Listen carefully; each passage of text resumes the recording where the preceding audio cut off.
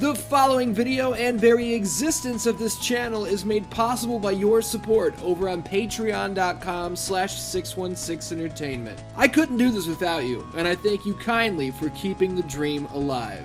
Want a kick-ass shirt? Head on over to prowrestlingtees.com/616entertainment and pick one up.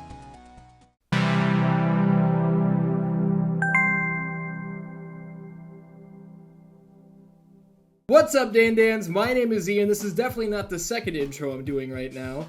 I am joined by Sam Vallely of Hyper Focus Games, the lead developer of Ultra Pro Wrestling. Sam, how you doing today? I'm doing really good. I'm tired, but I'm doing really good. I'm going to say that I'm tired too, and at the end everybody can see how I botched our first intro. But now we're on a roll. Now we're gonna get to it. Before I hit you with any questions about Ultra Pro Wrestling and all this other stuff that you have going on, tell us a little bit about yourself. I'm a game developer, an independent game developer. I'm a wrestling fan. I've been a wrestling fan pretty much since birth. I have an older brother that he was really into wrestling when we were young, and of course he had to get his little brother into it so that he had someone to throw around. So I actually don't remember ever not being a wrestling fan. It was just always a part of my life. I actually loved wrestling so much that I that's all I wanted to do for until I was maybe about 20. My whole life was professional wrestling. Wanted to be a wrestler, wanted to be in the business, all that stuff. But around the age of 20, I'm 37 now, around the age of 20, I started looking at game development. I guess those were my two biggest hobbies, passions in life, was wrestling and video games. One of my friends got into video games and did quite well, got quite successful, and so that gave me the sort of interest in it to take it further, pursue it as a career. So yeah, I've been doing game development for more than 10 years. Started off making Android, Apple phone games, 2D games.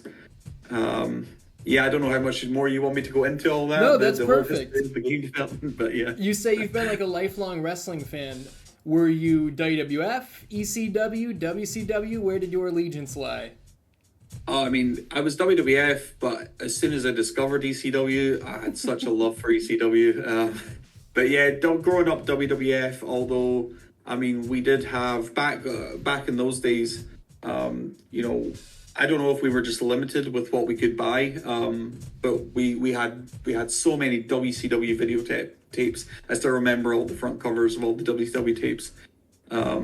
But yeah, I don't know. So we had the WCW tapes, but WWE, WWF was just that was kind of more our jam. So yeah, big WWF fan. Then of course ECW came along, and yeah, I don't know. I fell in love with ECW. We did eventually get into the kind of tape trading stuff, and we had like the Super J Cup. One thing actually, just a funny memory, is like WCW, although we had the videotapes, we never could see it. We never saw the episodes. We never saw Nitro and all that stuff until later. But we did have a German broadcast TV show that would show WCW. So we'd watch WCW with the German commentary. And that's something that me and my brother still laugh about today and do impressions of the German commentary. So that's good. I was looking at, and we'll start jumping into Ultra Pro Wrestling here. I was looking at some of the details of the characters in the game and different game modes, and I saw that Ultra Pro Wrestling is targeting to launch with 100 characters on the roster, and that many of them are gimmicks based. They're pulled from your backyard days. I would love to know a little bit about the backyard days of Sam Vallely. I mean, being just such huge wrestling fans as kids, that was all we did. We gathered our friends. We actually managed to one time put on a massive event and got people that weren't even friends with us but heard about this thing that we were doing, and it actually turned kind of serious towards the end. But yeah, so me and my brother, we grew up in this place called the Corton. And so we held an event as kids called the King of the Corton. Amazing. And we made a sort of crown and all this stuff, but it sort of gathered, it got the attention from all people that we didn't even know, and so people started showing up, and it almost became like a kind of Fight Club thing.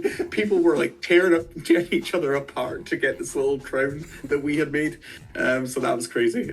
But yeah, so of course doing that, we developed all our own characters. My brother, his name's Ben, and he's a couple of years older than me, but he sort of had a growth spurt as well. So he was like twice the size of everyone else.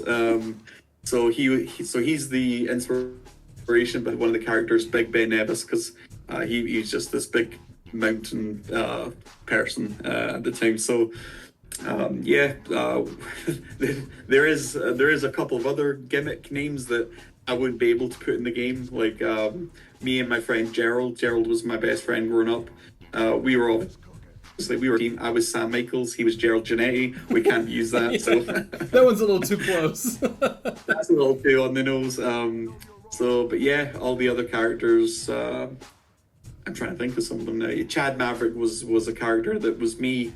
That I actually used that name when I tried to become a professional wrestler. That was my pro wrestling name, was Chad Maverick. I actually legally changed my name to Chad Maverick at one point. That's how dead set I was on that character. That's Which, so. of course, I get. That's so if you sign with WWE, they can't take it. You know, that was kind of my thinking, because of course my name's Sam Vallely, which I mean, obviously we were talking about Mike Vallely. Maybe Valley is a tough guy name, but at the time, you know, I'm thinking, no, Sam Valley is not a good name, and I don't want to give my name to the promoter and for him to say, oh, you're going to be Sam the Smasher or something something that I just didn't want.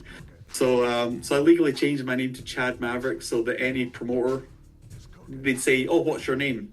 And I'll say, oh, my name's Chad Maverick, but, you know, I haven't really thought about my wrestling name. And they go, oh, no, Chad Maverick's great. That's cool. Use that.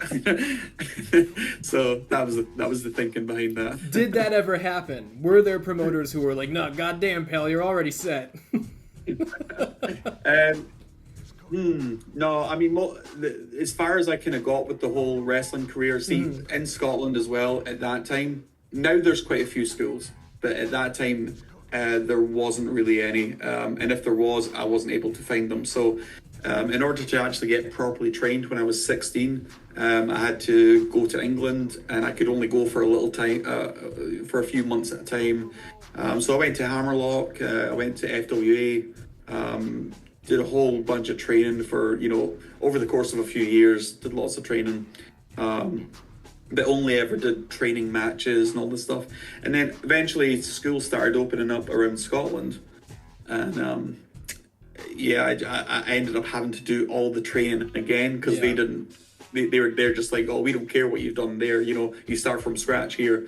So ended up wrestling working with companies like BCW. And so, I mean, it was cool, because like I ended up being a referee for most of the time, and, you know, I got to work with like Drew McIntyre, who obviously I know him as Drew Galloway, but Drew McIntyre and Sheamus, and a lot of guys that, you know, you saw then go on to the WWE, and you saw that they made it, and, you know, that it was possible. So that was cool.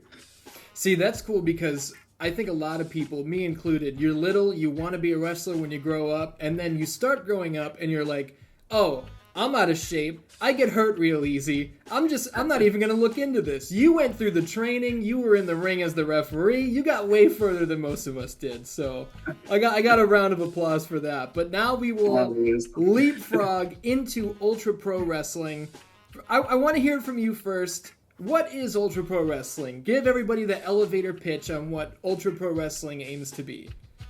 I would say that for 20 years, more than 20 years, I've been looking for a re-release or a remake of the old AKI games on the N64. And every so often, some games will come along that claim to be inspired by those games. They claim to be a spiritual successor, but all of them end up falling short somewhere along the lines. And so Ultra Pro Wrestling is my attempt to just say, we are going to be a spiritual successor to those games, and we're not going to mess about. We're going to try and recreate it as close as we can get without getting in trouble, obviously. But yeah, it's just a game that's absolutely inspired by the N64 era of wrestling games, and so the animations, we're trying to closely match the gameplay, even the way the camera moves in game. We're looking at those AKI games as a foundation, as a base, and we're trying to project what if those developers had kept making those games for all those years, what would the evolution of that game look like?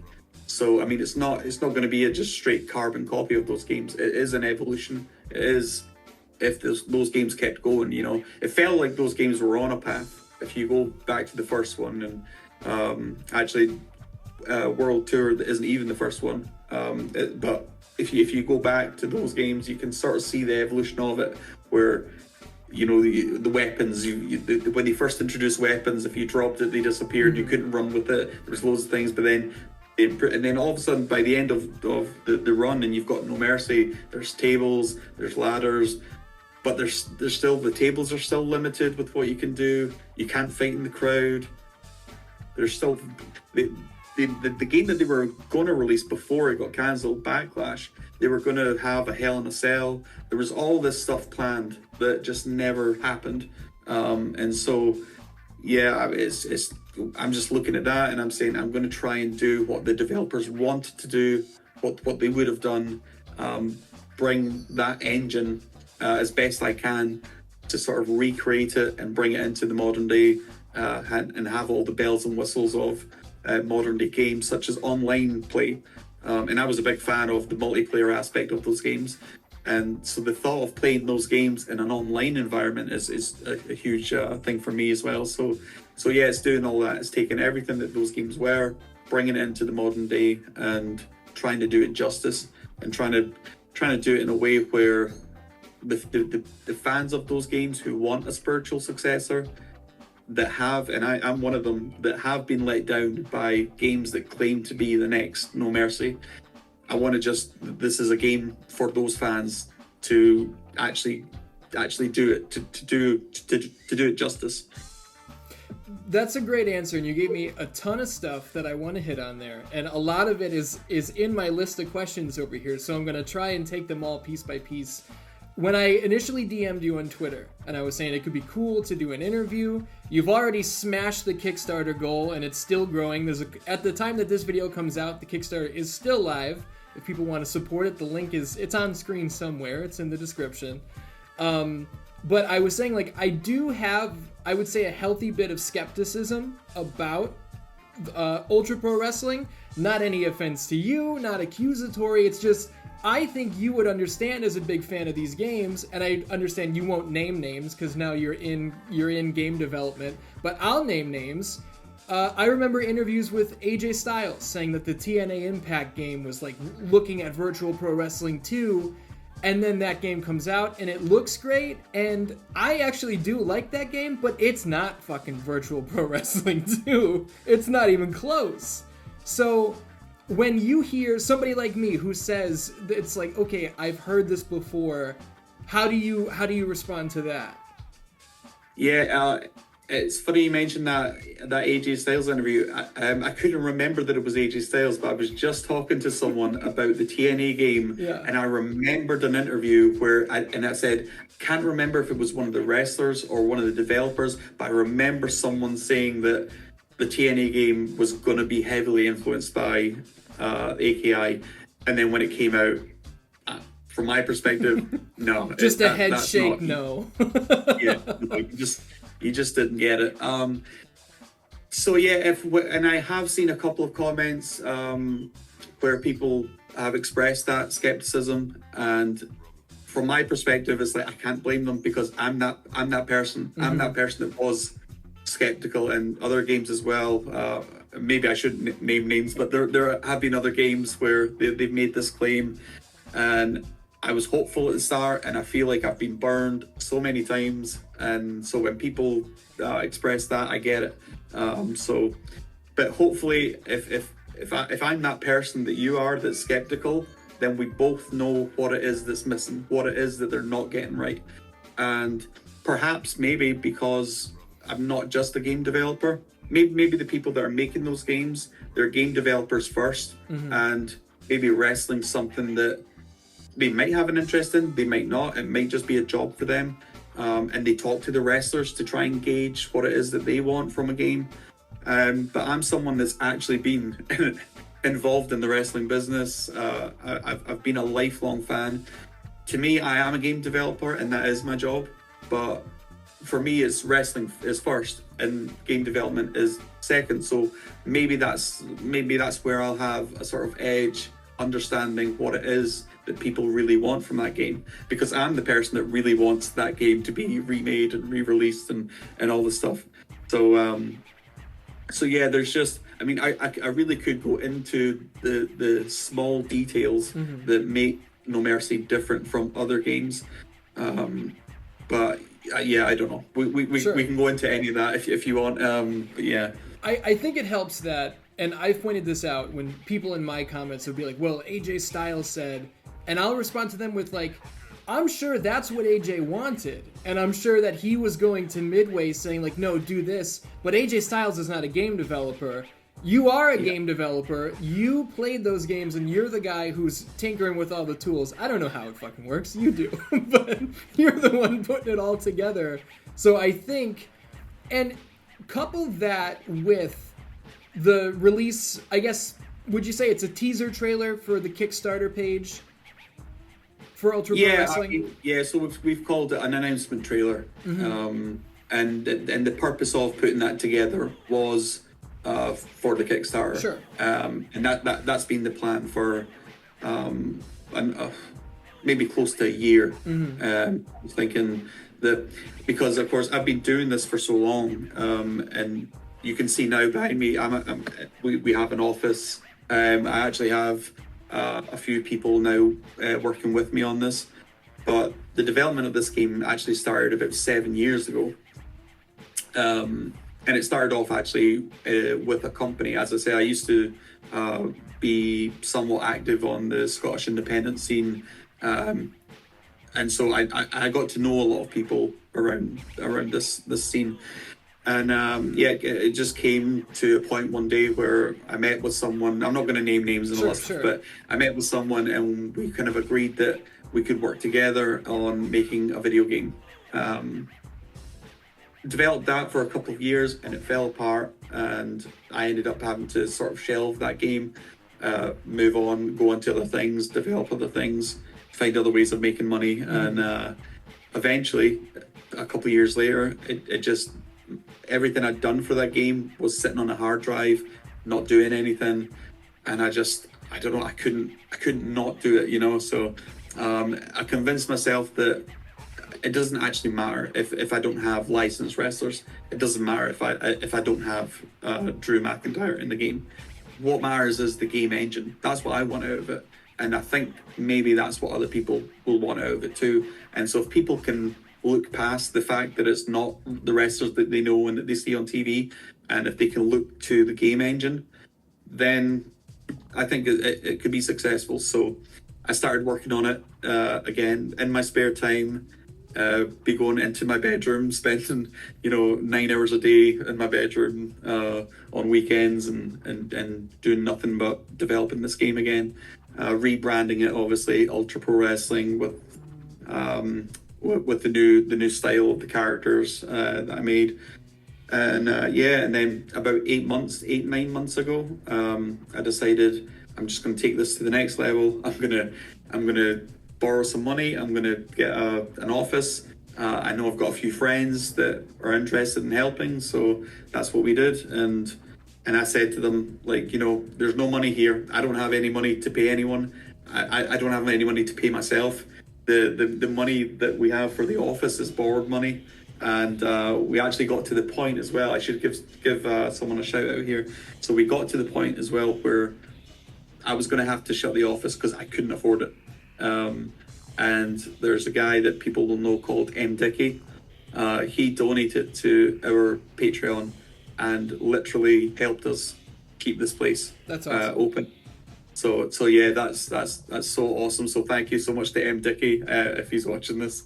So yeah, it's just been a pure passion project for all these years, and yeah, that's what it is. With the announcement trailer, I was gonna say that with what we've seen from the game, it kind of is like, not kind of, it's an ode to the old N64 wrestling games. A lot of like the same scenes recreated, but in your rings and with your characters. So right off the bat, at least for me, seeing that, I was like, even with any skepticism I could have, I was like, shit, this might be the one. Like, it looks spot on to the point. And I like read through all the details in the Kickstarter about how like the engine is built from scratch, everything's built from scratch. Because at first I was like, is this just a mod? Because like it looks that close. Like the stunner animation where you put the camera looking up on the stunner cell, the Alex Wright dance in the ring with like the camera panning. I was like, this looks like it could be a reskin because it's that accurate. So nobody who has claimed to be the Second Coming has shown people like me anything like that. So in that regard, I was like, this could be the one. Like, I gotta talk to this guy because it looks fucking really good. Yeah, and I've seen some comments. People have said they think this is just a No Mercy reskin or a mod or something like that. The modding community in No Mercy is actually huge. There's you probably know this as well. Yeah. So people have been modding that game for years. But the thing that you can't do with a mod is, or at least as far as I know, you can't really upscale the characters. You can see the crowd is a 3D crowd, so there's some telltale things you can point to that it is actually a brand new game, completely built from the ground up. And yeah, the animations are as close. People think they're an exact one-to-one. They're not actually. If you were to slow down the animations in the trailer, you would see the little mistakes, the little areas that need smoothed out. Actually, funnily enough, I have a trailer that was never released from when I was making this game with the company that I used to do it with. And the animations on that trailer where before I was able to perfect them the way that I am now. And the animations on that trailer are very janky. It's the same kind of moves, but if I show anyone that, and I have actually showed a couple of people who refuse to believe that this is anything other than a mod. So I've actually sent them the link to that trailer to say, here you go, here's an early version of it. And you can see how janky the animations are. You can see that these animations actually have been built from the ground up. So it's just something that it's a grueling process to try and match them. It's very, very difficult. But we have a process sort of streamlined to be able to do it. And I noticed the errors. I noticed the bits where it's not quite the same. I noticed the bit where his arm pops out when it shouldn't, and all this stuff. But the fact that so many people look at it and they say, wow, this is exactly same as No Mercy, it has to be a mod or something like that. I just have to go, okay, yeah, we're on the right track, we're doing a good job. People are convinced that it's No Mercy, so that's a good sign. When it comes to No Mercy mods, I have seen people who have modded, and I say modded, 6-sided rings into the game. And I remember seeing footage of one. In the game, it's not really a 6-sided ring. It looks like one, but you can just walk right through the ropes because it's just a visual thing. Now, I know you, with Ultra Pro Wrestling, will... And I was going to ask, is it aiming to have a 4-sided ring, a 6-sided ring, and like the MMA cage? Or, and I don't know how much that you want to say right now, are all of those things like up and running? Or is it like... eventually we're going to get there? Where do things stand with like the ring types right now? I actually have I can't remember if it's on the YouTube or not. See, I put out trying to grow an audience before the trailer was released. I put out some video footage here and there and some images here and there. But of course they were very early, and so the plan was always to try and use that to build an audience early on, but then remove them so that you only got to see them if you were there at the beginning. But I've got video footage of the six-sided ring, test runs, running from side to side, all the different sides of the ring, all the different ropes going in and out of the ring, and that works for the six-sided ring, for the four-sided ring. So the octagon cage, I still need to do a bit of work with the cage sides. And in fact, I shouldn't call it an octagon. I was going to mention that. I recently found out. I knew that the UFC owned the trademark on the name octagon, but I didn't realize that they actually owned the shape. So although we have it in the trailer as the octagon, that's actually something that we're now going to have to. We either have to add a side or remove a side, because having those amount of sides is not allowed, apparently. Do the Strike Force 5-sided deal. They were always, or just turn it into a fucking circle. They were able to get away with it. A circle would work. Yeah. So there's ways around these things, but it was really cool to see that, because not only to me is that pulling from some of my favorite wrestling games, which are the N64 wrestling games, but seeing and I'll be careful again, the MMA cage is, in my head, popping images of Fire Pro, which is another one of my favorite games. And Fire Pro always gave you the option to fight in the MMA cage, and I was like, all right, that's another thing that I wanted to come back, and it's here. So it's another reason to be excited. But I'm going to ask you about another thing to be excited about. You mentioned how the game's evolved, how you would pick up a weapon and then it would fall through the floor. When you dropped it, you couldn't run. You mentioned tables and ladders. Now, No Mercy had tables, but they were in predetermined locations. Are you looking to have tables coming from under the ring, put them wherever you want, or what are we talking about here? Yeah, I mean, I think they would function. I should point out, everything that I want to do in the game, I don't just come up with an idea and think, okay, we'll try and do that. Sure. If there's an idea, I think, first of all, how would the AKI developers have dealt with that as an idea?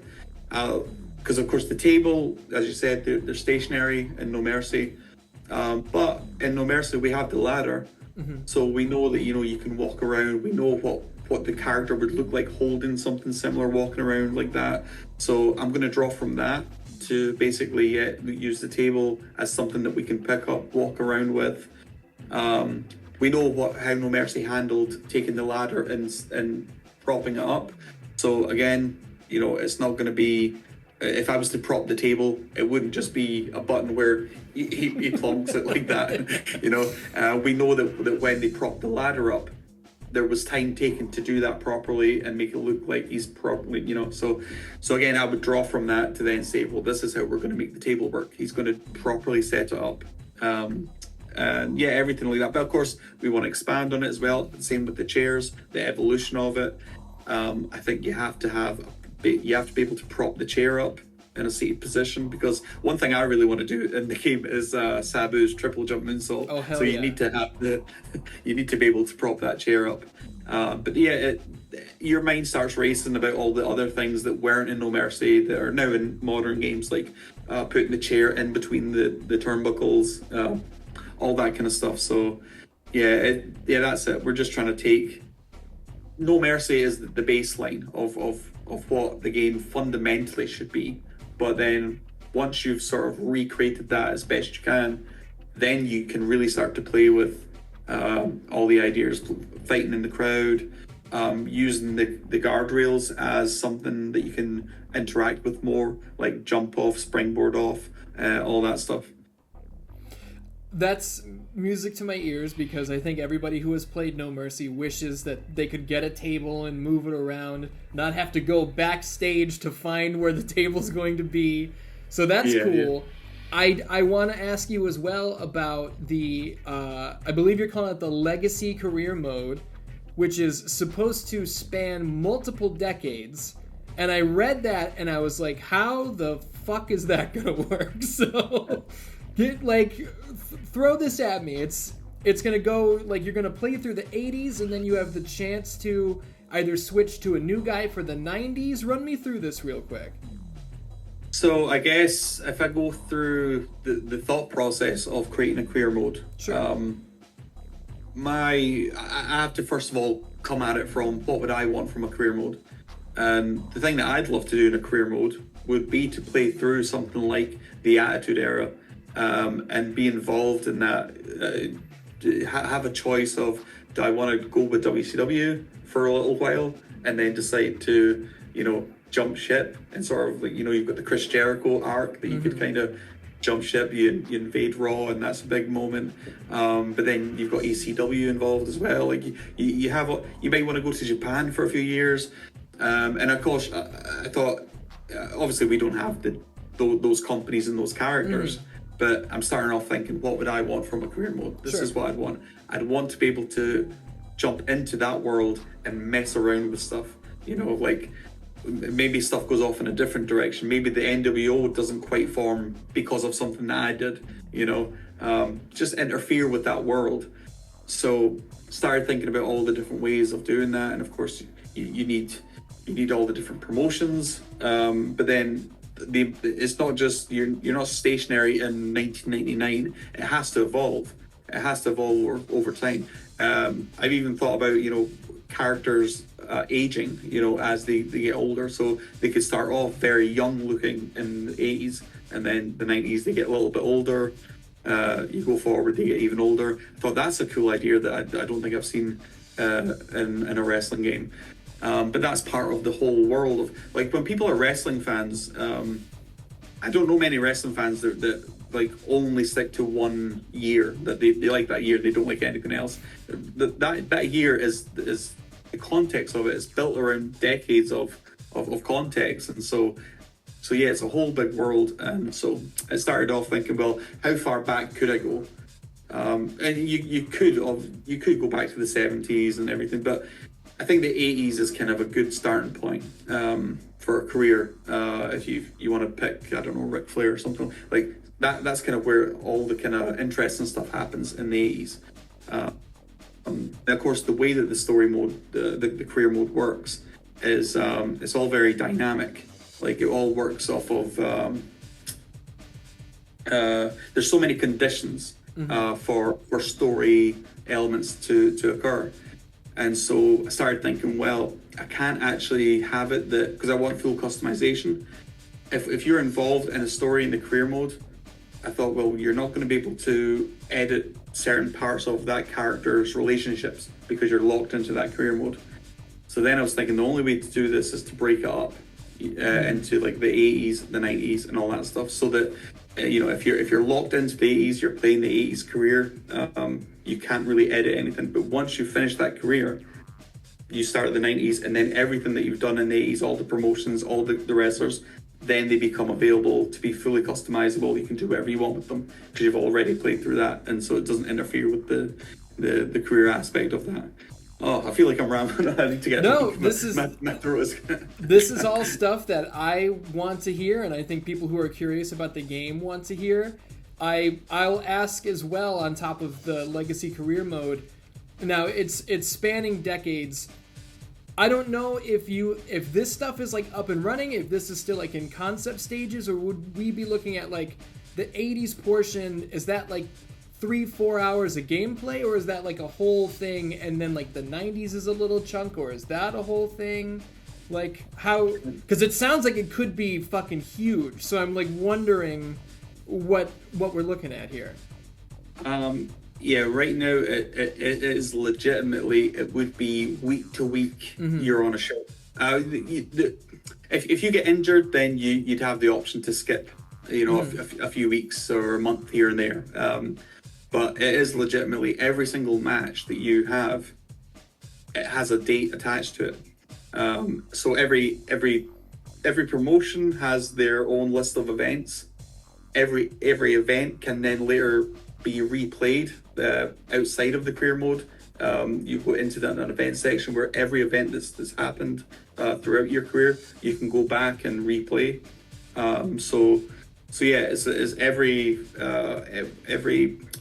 pay-per-view. So you'd have a pay-per-view, that an event that's once a month or whatever that ends up being, because it's different for each promotion as well.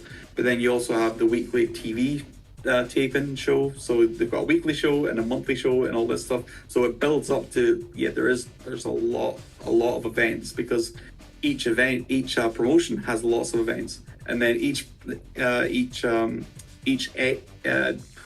decade has a certain number of promotions. So it ends up being a lot. So trying to put a time scale on how long it would take to get through the 80s, I'm not actually sure how long it would take, but it will be almost like a real-time event.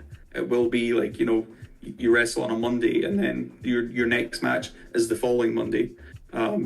You're not really going to be able to skip big chunks of time, unless, I think, if you're injured, there's an option there to sort of fast forward until you're not injured again. Gotcha. But yeah, it's got the potential to be very, very long. And then of course the 90s, that's just going to be the exact same model. It's going to be week to week.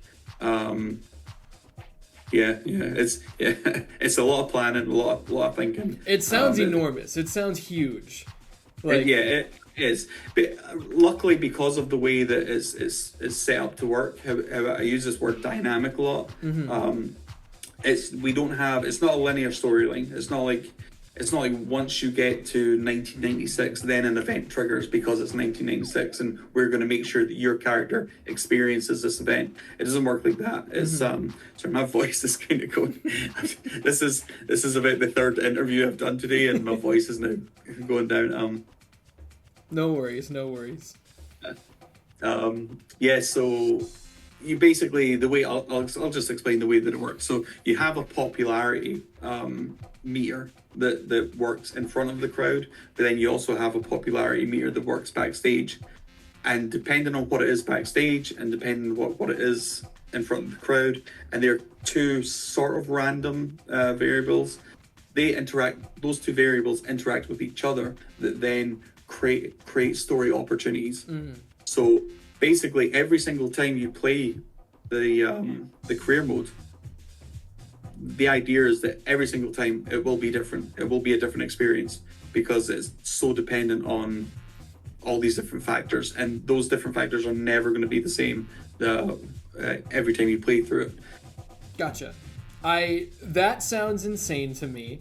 And the other thing to me that it seems insane is the online mode, which is the goal from what I understand from the Kickstarter, is that everybody, like, on a leaderboard, there will be wins and losses that are kept track of, and you are aiming to have one world champion. And that world champion, on like a live broadcast, similar to anybody who may be familiar with the old EA Sports MMA game, they would do like these live events, and they had a list of champions. You're the first game since that I've heard that wants to do something like that again. This also seems like an insane undertaking for like a team of your size. Yeah, actually, funnily, like, people have asked us about the online mode. Actually, a good chunk of it is already developed, but it's going to take a bit of time to get it working completely properly and everything like that. But yeah, I didn't know about the MMA one you said with the champions. I didn't know about that. This is I didn't know of any other game that's done this. Obviously, online ranked modes for fighting games. The UFC game, I don't know if it's UFC 2 or 3.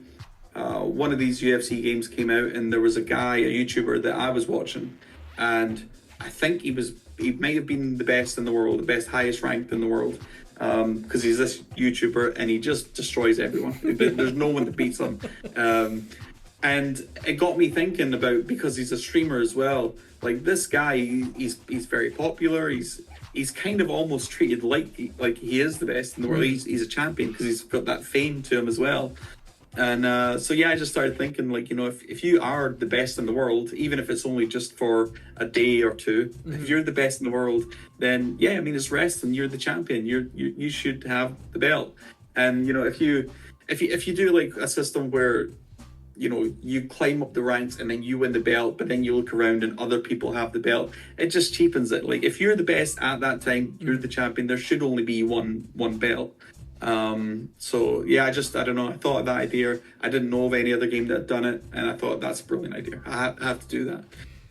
And one of the things that really caught my eye too on the Kickstarter was one of the goals, which is at, like, I want to say it's about $225 US currency. If you support at that level will come with a physical replica belt of the UPW title belt. I'm a big belt guy. I'm a belt mark. If we were in the other room, I've got a belt on the wall. You've got the Intercontinental title back there, it looks like.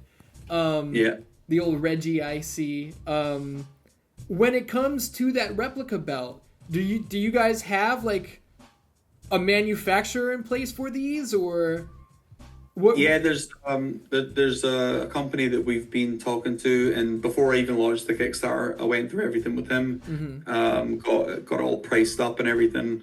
I think he's going to give me a discount as well on if it's a bulk buy. So I've not actually got back to him yet to say, hey, have you seen the Kickstarter? It looks like there's a lot of people that want this belt. What's the price going to be on it? But yeah, this guy, he assures me that it's good quality. It's as good quality as those belts. What I actually plan to message him today, and I've not done it yet, but I'm going to ask him if he can maybe send me out a sample, since that we've got all these orders. Maybe he won't mind sending me a sample one just now, so that I can show everyone what it looks like, the quality of it, and also just so that I can see for myself that it is good quality. So, but yeah.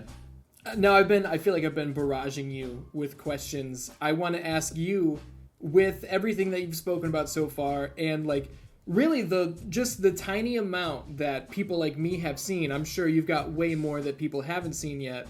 What are you excited about already as far as the reaction, and what are you kind of excited for people to see? Oh, what am I excited for people to see? Do you know, I'm just excited for people to actually play it. I want to watch people playing a one-on-one match, and just see their reaction to it. That's what I'm kind of looking forward to. I can't think of like an individual move or anything like that. I mean, all of the moves are in the trailer. People have seen it. People have reacted to it. Yeah, there's a few things that we haven't developed yet that I'm interested to get people's feedback on as well. Like, as I said, it's not going to be a 100% clone of No Mercy. That we do want to expand on certain things. And so I have this idea that I'm not sure how the AKI community will react to it, because it is a bit of a change from what they might be used to. But the camera comes when, if you do like a suplex, the camera sort of comes in. And it does like the round. Yeah. Well, so it spins around, but then it always goes back to the same place. It always goes back to facing the aisle. So I'm thinking, well, maybe we could have it that it spins around, but then when it goes back, it then changes. So you're getting a different perspective. Because there was a WCW game. You'll probably know which one I'm talking about, where the camera just constantly rotates around. Like, what one was that? Was that Nitro? Nitro and Thunder kind of had that, and that's probably the best part of those dog shit games. Was that cool camera. And there was something cool about being able to see not just the stage, all the different parts of the arena, like, because the commentary booth and all that stuff. So there's something cool about that, but the way that they did it was a bit disorientating. It was a bit too much. So yeah, I've been thinking about trying to implement that so you can see more of the arena. And that's one thing that's probably the biggest change from the AKI games, because that's a very noticeable change. So I'm interested to see how people will react to that, and if they don't like it, then I might have to I'm sure we'll have lots of options to turn it off if people don't like it, because Sure. I want people to be able to recreate that authentic AKI experience. But that's like a new feature that I think might end up being very cool. But yeah, I'll need to see how it all pans out and what people think about it. This one, maybe it could be a quick no. It could be something that you don't want to talk about right now. But are there, and I don't even have this written down, so I'm just off the cuff here. Are there any match types that you plan to introduce that maybe we haven't seen in a video game yet? Or are there any match types that you want to tell us about that maybe we don't know about yet, as I fish for an exclusive here? You know, there's in terms of match types that have never been done before. There's nothing that I'm thinking of that I can guarantee will be in the game. Sure. But I've got a list of match types that I want to play around with and see if it works. One that always comes up is the lumberjack match. I think that's going to be difficult, but I definitely want to try it. I definitely want to try and see if there is something there. Barbed wire rope matches. I don't think they've ever been done right. Not right, for sure. No. And of course, I have to think, if AKI had done a barbed wire rope match, I guarantee they would have got it right. They would have known how to do it properly. Yeah. So that's a challenge. That's something that I'm excited to try and test out and see if we can do something different. Matches with thumbtacks, that's something I always think about, like, because you want the thumbtacks to stick to the character, so I'm constantly thinking about the best way, like in a programming way and, in an efficient way to do that. One thing I think people will like is the version of the Hell in a Cell, just because that was something that was supposed to be in Backlash that never got made. And so, this is a kind of a way of saying, yeah, we never back then, so here it is now. So maybe people like that. Is a cell-like cage something that you have running that we just haven't seen yet?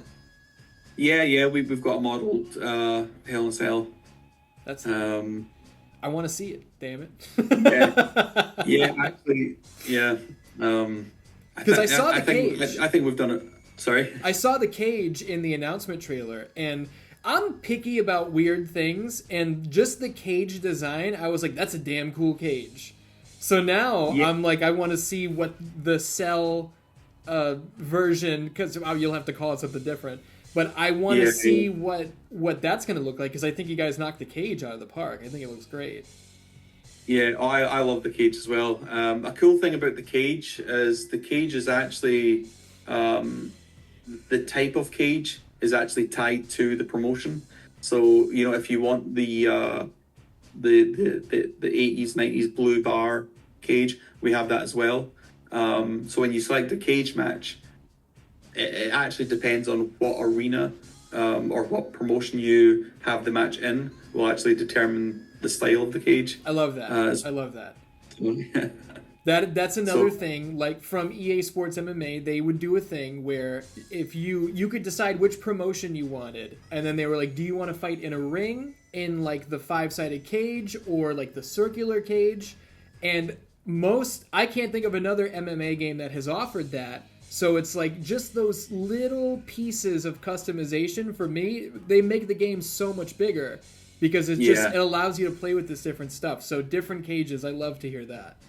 Yeah, no, I'm a really big fan of having all the different options for creating different environments, and even I'm obviously a big fan of the Hasbro action figures. That's what I grew up with as well.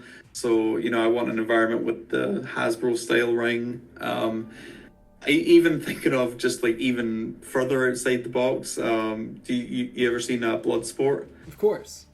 Yeah, so they have that little weird mat where it kind of tilts up. Mm-hmm. Like I even want that as an option eventually. I'm just kind of throwing everything at this, because why not? Yeah, I mean, you're in charge. Yeah. Now you guys have crazy lofty expectations and we'll wrap up soon here because I know you've been busy all day doing interviews all day. Super crazy lofty expectations, and the Kickstarter has blown away the first goal. I think you guys are like three or four deep into like the next tiers for unlocking stuff. It felt to me like, and I'm not trying to like dig into financials or anything, but it felt to me like that first goal was actually pretty low. So I know game development can be expensive. I don't know if... Do you feel comfortable that you're going to be able to hit all of these things with where you are now? Or do you think there's a possibility that it could be like, shit, we need to do like another round of funding? Like where do you sit with this right now, goals-wise? So it is a thing that being an independent Sure. company, it is harder to estimate the cost of everything, and basically the cost is the man hours, and it is harder to do that when you're a small company. Big companies probably have teams of people that are doing all the calculations and figuring out exactly what it's going to cost, but we did sit down and run through all of the man hours required to do the animations. We actually have a very good, because we've been doing the animations for so long and they're streamlined, we know pretty much exactly how long it takes for us to get an animation done based on how long it is. So yeah, we went through all the old games and all the animations that we want to try and reproduce, and we were able to calculate exactly how long it's going to take to do all that. The other stuff is a little bit harder to calculate, but we've sort of done our best attempt at a calculation for that. And yeah, you're right. The 17,000. People have said they look at that and say that's a bit low for game development. But the thing is, this game's been in development. It started 7 years ago. Sure. A lot of the systems that we're saying, like the Creator Wrestler. So the Creator Wrestler doesn't come in until one of the further down goals. If people think that we're creating making a Creator Wrestler from scratch, then yeah, that's not enough money to do it. But we're not. The Creator Wrestler is, I don't want to say it's nearly finished, because it's not nearly finished. It needs a lot of more work done to it. It needs a lot of refinement. Needs some stuff added to it, like the moves, for example, is something that needs added to it. But the Creator Wrestler has been worked on for a long time, and the Creator Wrestler is fairly far along. The Creator Promotion package in the game, that's modeled off of the Creator Wrestler. So again, it's not finished. There's still a lot to do with it, but it's very far along. The online mode, we've got the base functionality of it.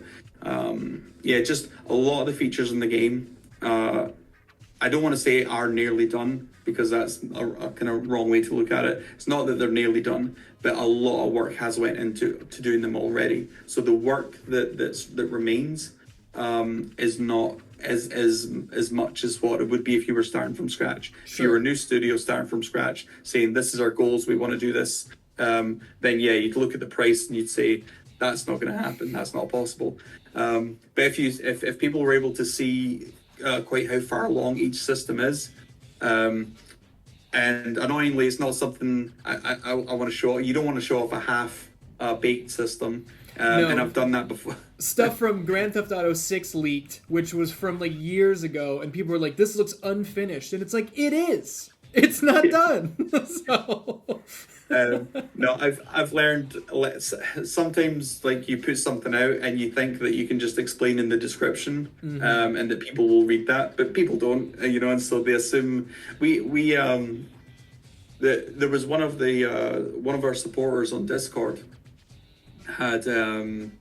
had made a mock intro. So I had some test gameplay footage, and he put together this mock intro and I actually stole his idea, where it was the old logos, the THQ, Jax, Asmic, AKI. It was all those logos, but instead it said Hyperfocus Games, and he put all those up, and it was cool, and I loved it, and he'd done it to mirror the No Mercy intro. But then at the end of it, in the middle, or before I actually played the gameplay footage, he'd also made a menu system to sort of look like Revenge. And he made this video, and I thought it was cool, and I thought it was a cool fan-made video. So I put it out on YouTube to show everyone, hey, look how cool this is. And of course, I put in the description that this is made by this supporter. I put his name out there, and it didn't matter. Like the amount of messages I got that was like, your gameplay looks good, but that menu system, do you want help? I'll like, you know, people are offering the graphic design and all this stuff. And I'm sitting thinking, like, the menu's done, the menu system's done, but that's not it. That's not what it. You're seeing there is like a revenge parody menu system. So yeah, as much as I'd like to put out early gameplay, test footage stuff, it's just the amount of confusion that it creates is just it's just not a smart thing to do, you know. So just to close the book on the financial part of it, and I think this is actually like comforting for a lot of people to hear. It's not like the Kickstarter money is going to be like, well, this is what we have to make the game. For you guys, it's more like, this is what's going to bring us to the finish line, hopefully. Yeah. Okay. Yeah. That looking at the numbers and everything, I was like, okay, that makes a lot more sense. So that's good to hear. Go ahead. No, I was just going to say, I actually found out something recently. And this isn't like the big announcement or anything like that, because I don't know if it will pan out. But of course, we're doing this campaign through Kickstarter. The Scottish government have a thing to help creators, and they're actually doing something with Kickstarter. And Kickstarter actually accidentally leaked the thing that they were doing. So I would go onto the Kickstarter page, and there was a big yellow banner along the top saying Creative Scotland can fund this project. Nice. So I looked into it, and they're launching it on the 28th, which is the second last day of the Kickstarter. But everything I've looked into it seems like Hyperfocus Games it seems like we meet all the criteria for this funding campaign. So they will actually, if it gets approved, they can match fund everything that we've raised on the Kickstarter up to £20,000. So if that gets approved, not to put anyone off from donating, because please donate, please help as well. Every penny's going to count. Every penny will count.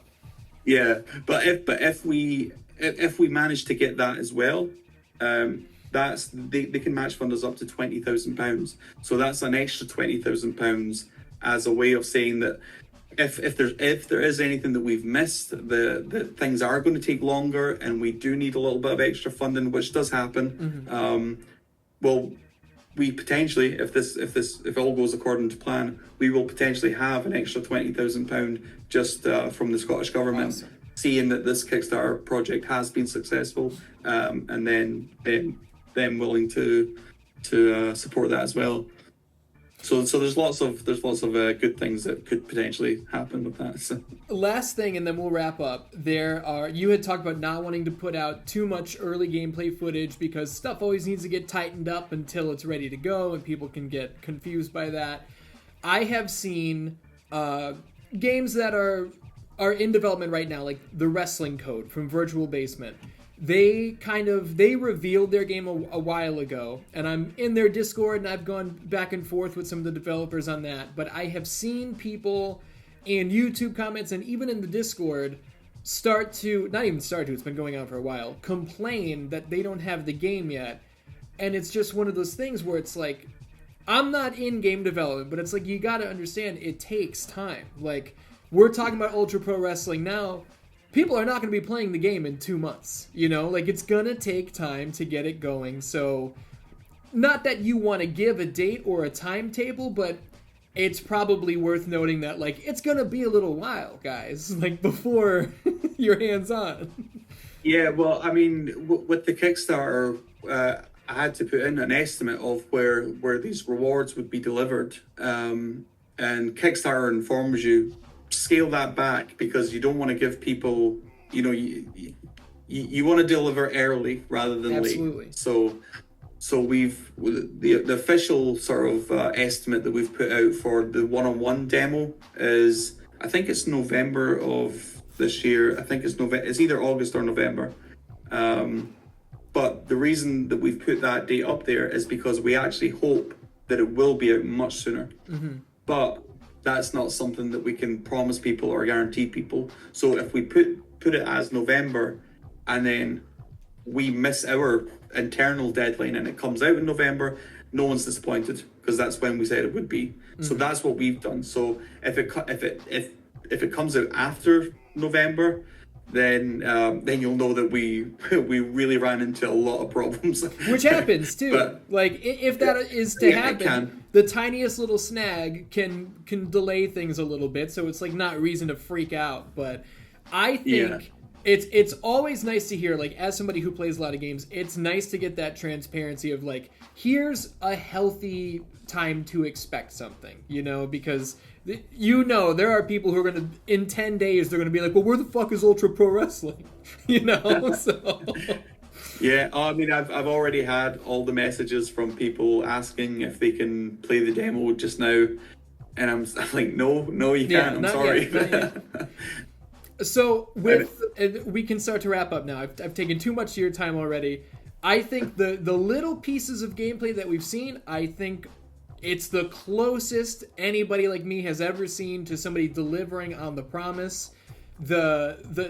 Your guys' goals are insanely lofty to me. I'll definitely be keeping track, and this sounds like it could be a huge project, and I will be waiting with bated breath to see all the little details. But what do you want to say in closing to everybody listening?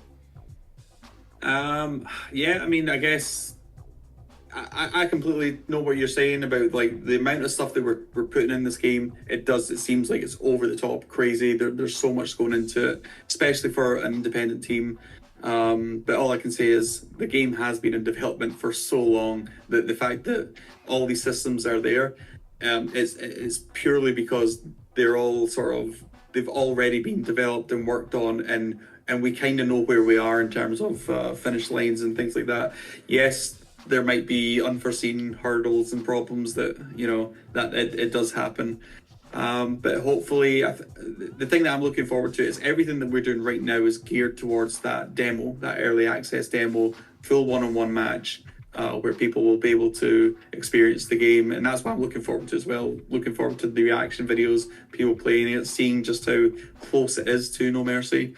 And I think if we can deliver on that early access demo before November, before the time that we have estimated, I think that'll give people a lot of confidence in everything else that we're saying is going to go in the game. So yeah, that's our goal. Let's get this one-on-one demo. And also, if you want to support us on the Kickstarter, there's exclusive Kickstarter items, which if you want to support this game, you'll get those items. You will not get those items after the Kickstarter's finished. They're only for the Kickstarter. I think there's a weapon. I think it's the V-shaped guitar weapon, and a couple of attires that you will only get if you donate to the Kickstarter. It's like Fortnite skins, that they're only on sale for a little while, and if you don't get them and you see somebody with it, you're like, shit, I should have gotten that one. Yeah, but I'll also say as well, I'm actually not a fan of doing that, of limiting what people can get to a certain period. Like, you know, you can only get the Santa Claus outfit at Christmas. I'm not really too big a fan of that. But this is because we really do need the help and support at this stage. So that's an incentive that we kind of have to put forward and hope that people jump on. So, yeah. Very cool. Well, this was an awesome interview for me. And I specifically wanted to ask a lot of questions that I could have asked to other developers and people who said they had the next No Mercy. So if it felt like I was coming at you a little hard, that's not what I wanted to do. And as somebody who came into this with a healthy amount of skepticism, a lot of it to me makes a lot more sense now. So I thank you for your transparency, and I'm more excited for the game now than I was coming into this. So I appreciate your time, and I appreciate the transparency. Yeah, well, thank you so much for having me on, and I absolutely appreciate it, because I'm actually a fan of yours, and I've watched your videos for a while, so that's that's awesome as well. Kickstarter links in description, the UPW Twitter, all of that's in the description. check it out. It's definitely worth taking a look at, and thanks for joining us here today. We will see you soon.